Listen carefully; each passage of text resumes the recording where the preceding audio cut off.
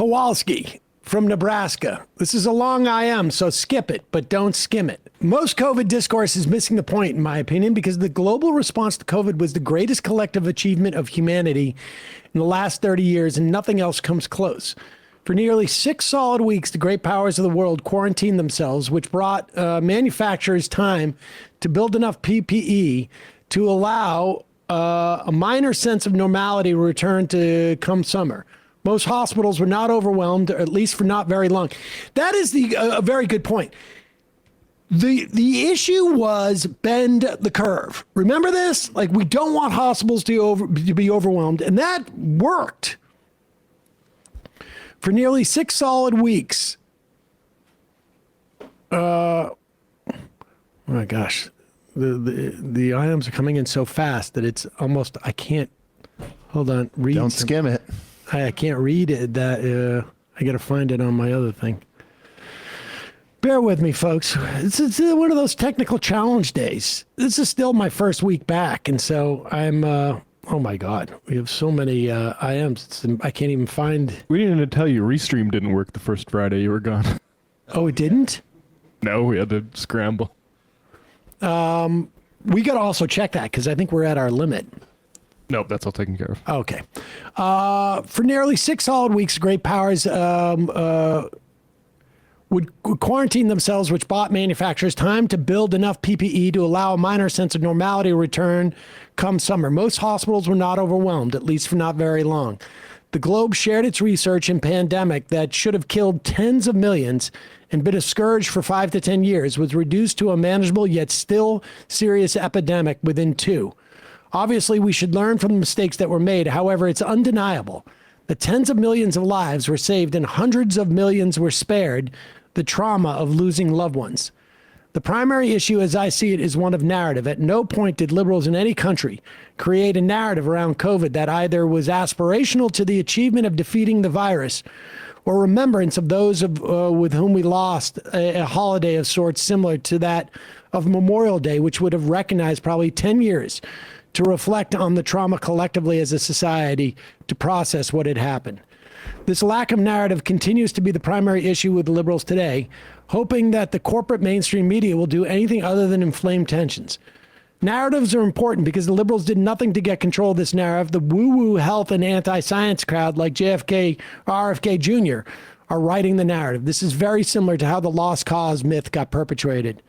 I think Mamdani is a clear representation of somebody who knows how to create a narrative, and it makes you indestructible because everyone knows who you are, what you believe, why you believe it, and why you should support it. Thank you for reading my TED Talk. I think that's very well said.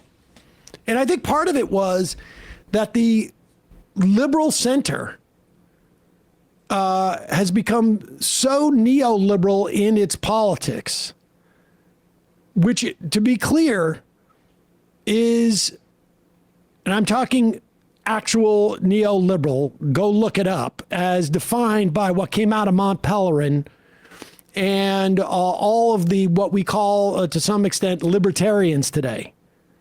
That libertarian mind virus, the idea that we have to repel against any type of collective solution, or that the collective needs to take care of everybody, as opposed to it's every man for themselves.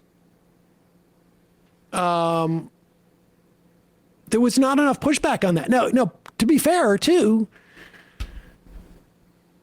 Trump was in charge.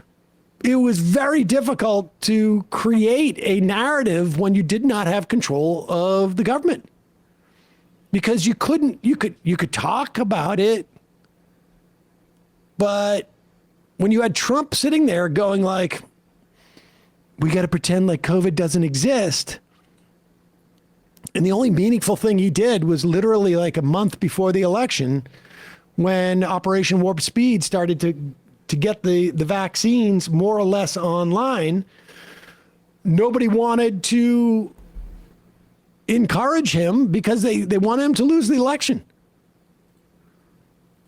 And I mean, I think a lot of the people at the CDC just had no idea, like, how do we do our job and not trip over these tripwires. But you're right. There was, and also I think like there is a sociological phenomena that I think took place during the the so-called Spanish flu pandemic as well. It's so disturbing to people. The whole experience was so disturbing that I think people just like want to forget about it and minimize it. I mean, I remember, talking to my son and saying, I remember like thinking like my grandmother was my son's age, maybe a little bit older during that pandemic. And she never ever mentioned a single word, but to my kid, like this was like, but he doesn't, he talks, he'll mention it a little bit, but not, I can see why nobody talked about it afterwards. It's just the whole thing was so distasteful. But there should have been, but I don't know who does that in that instance. Hey folks, don't forget to hit the subscribe button and check out our daily show. We do it every day at 12 p.m. Eastern for about 2.5 hours. We even take phone calls. You should check that out.